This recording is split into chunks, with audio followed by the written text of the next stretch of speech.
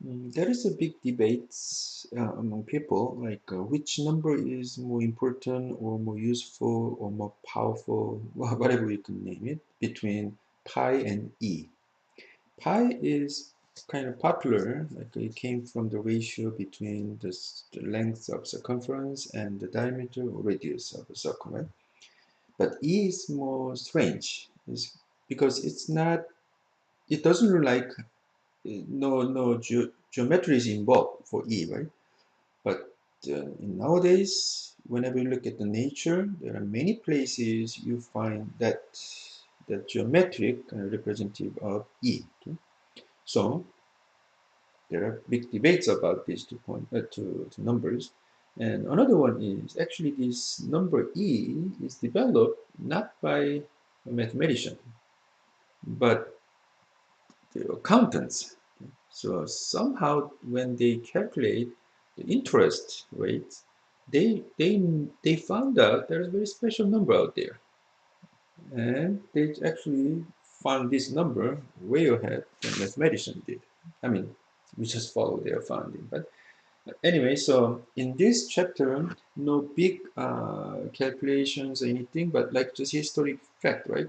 So when your future students ask you, okay, where does it come from and how they made it or how they found it or all that kind of questions, uh, I believe this chapter is going to be a good reference to answer that questions. Okay, so please just read this one and have that one in your reference folder. And but one thing here that I want to just mention is they call this number Euler number. Euler constant. So it's E is just is maiden, okay, using the initial of Euler. And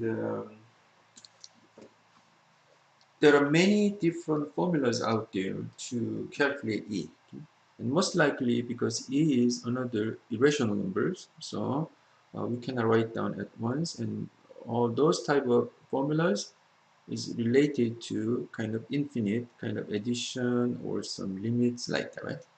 So one of the famous one is like that, and as you know, the factorial means just the product of that integer, right? So if you just write down this one, it's like 1 factorial is 1, and 2 factorial is 2, 3 factorial is 1 times 2 times 3, so it's going to be 6, right? So we can guess next one is 4 factorial, which means we have to multiply 4 to 3 factorial, right? So it's going to be 24. So we know it's kind of adding a really fast going down, decreasing number there, right? So next one, we have to multiply 5 to here. So it's going to be 120 like that, right? So when you're adding them, we know it's 1 plus 1 plus 1 half plus like that, right? So we know it's going to be a little bit greater than 2.5, right? Okay, but we know at the end it's less than 3, right? So it's going to be around 2.7. So around this time, all the sum of these numbers are kind of point two something, okay? Not that much. Okay? Another one is we just get this number by the limits of a sequence, and the sequence is that format. Then we might wonder, okay, where did that expression of the sequence came from, right? And please look at your PDF file. This is animation, so actually it shows for each different n, right? In this case, it's noted as x, but it can be n. So when x equals 1, 2, 3, 4, 5, it shows the function result, right? Function value. Then you can see this graph is the graph for that function, and when x goes to infinity, the result, the y value approaching to certain. So there is kind of boundaries right there, and this curve is approaching to that number, and that number is e. So you can see through this graph. Okay. So the other just historical information is how to get it, and even using some e with some extra constant terms, there are nice kind of infinite fraction forms like this. And some parts we are going to do almost at the end of chapter, okay, about the infinite fractions. But okay, that's another kind of way to show, right? So you can change this one to looks like E equals 2 plus those, right? You can think that way. So there are many different types of E, the formulas for E out there. Okay, and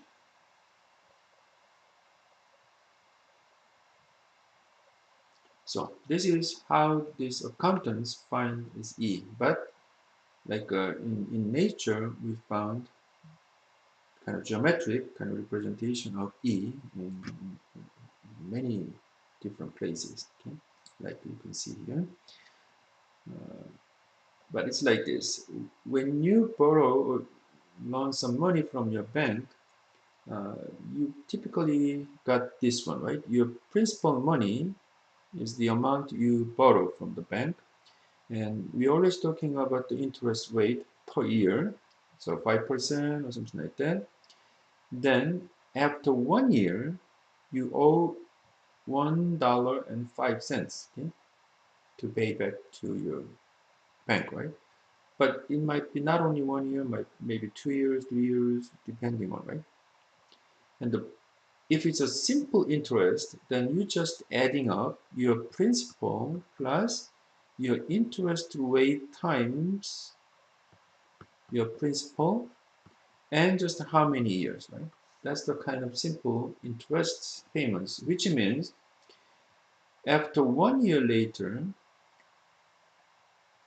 you have to pay back 1.05 to your bank. Then for next another year, if it's really the amount actually you borrow this much from the bank, right?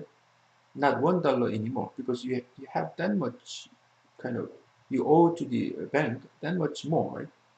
So in the second year, when you calculate your interest, the interest must be counted with this number instead of $1, right? But the simple interest means, yeah, forget that interest ones, right? We're only thinking about always the interest for the original principal money, no matter how long, right? Then what? Your bank doesn't like it, right? So they claiming, no, it's not what I owe after 1 year. In the first year, yes, just 5% of that.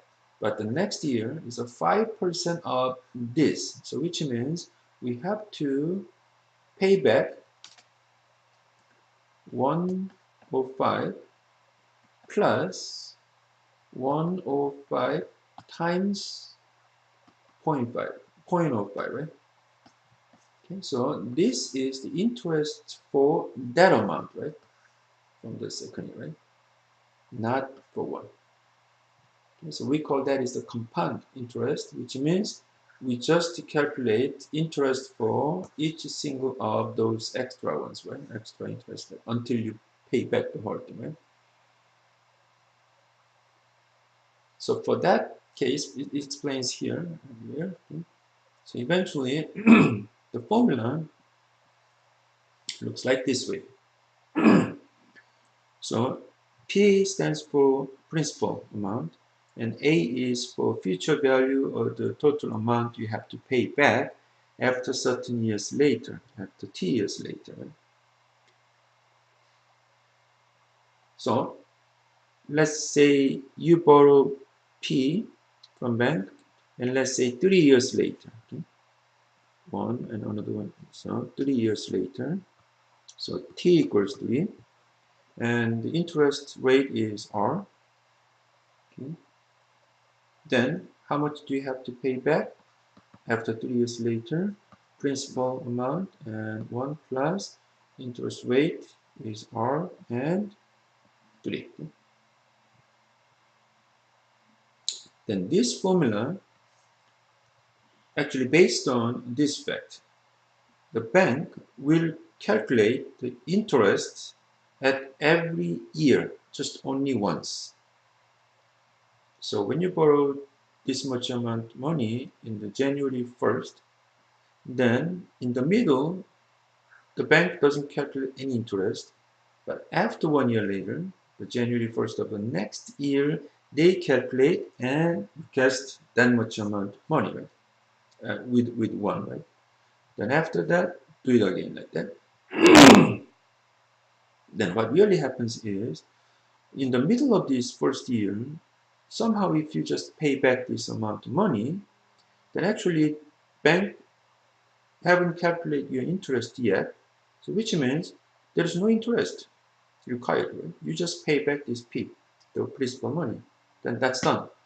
And once again, bank doesn't like it.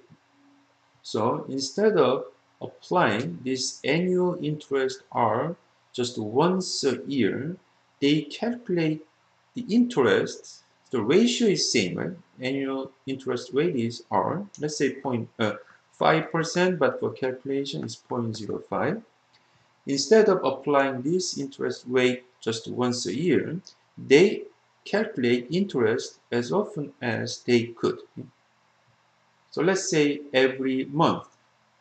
Then for each month, when they calculate the interest, they have to apply 0.05 divided by 12. That's the interest rate for during that time period. So when you're adding all this amount 12 times, eventually it's going to be the same as the annual interest rate, right? Then same situation happens. Okay, in the first month, you just pay back the principal money after spend 15 days later. Bank will not get anything out of it, so they don't like it, so they don't calculate monthly. So nowadays, most bank calculate daily, right, for your interest. So if you borrow that money and try to pay back tomorrow, you still have to pay small amount of interest. And in that case, the interest rate for 1 day should be calculated like this, right? So when you compare this one and that formula, the difference is R over N instead of the annual interest, because the N means how many times the bank will calculate your interest per year. Okay, so if it's just annually, if they do that, then this should be just 1, right? And quarterly, then it should be changed to 4. And monthly, it changed to 12, right? And weekly, daily, right? And even hourly, you can see that. But bank is also very clever. So when you compare those rates, there's no big difference, right? Hourly, minutely, secondly, right? So they try to be nice about it. So daily is enough for them,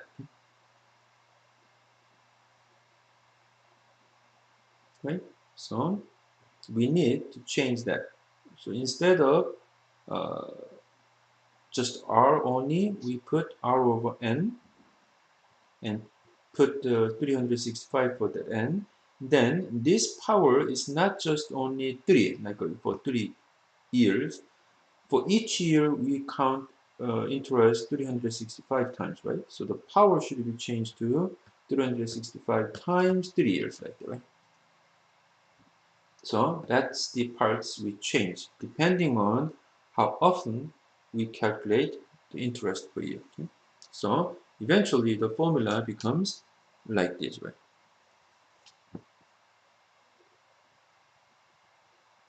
So these accountants are kind of try to calculate, yeah, it's better for bank if they calculate the interest as often as, right? So how about continuously, right?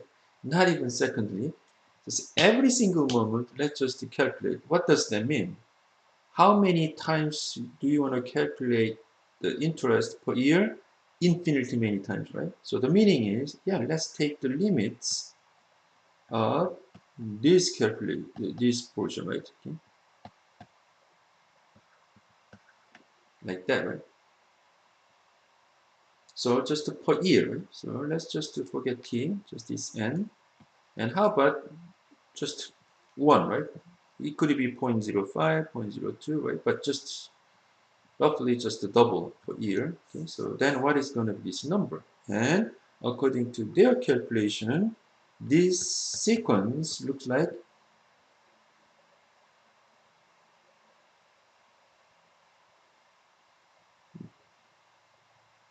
this one, right? When n equals 1, 2, 3, 4, this limit approaching to a certain number. Okay? So that's the relation between that Euler number E and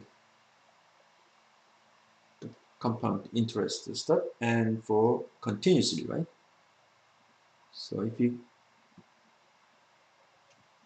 calculate that, okay, continuously, then this should be the limits of this stuff, right? So it turns out that we use E for calculating the interest, okay? So this is a very interesting historical backgrounds for how the people develop, not develop, kind of found, I think, the number E. And later it turns out E is almost everywhere in the nature.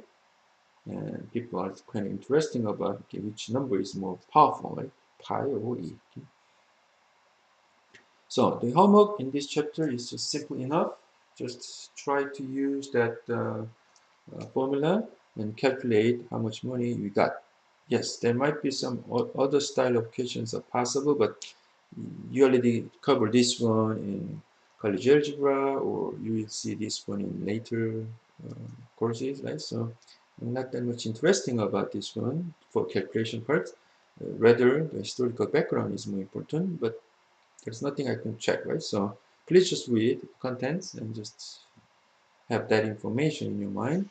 And for just checking for your kind of homework is just to calculate the future value, right?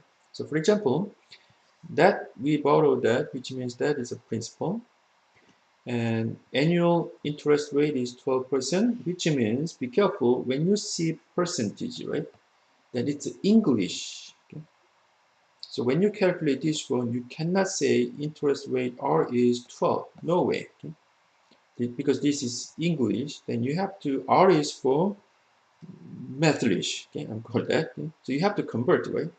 Translate the meaning of it. So in English, 12% should be translated to the interest rate R in Mathlish is 0.12, right? Because 100% in English is same as 1 in Mathlish, right?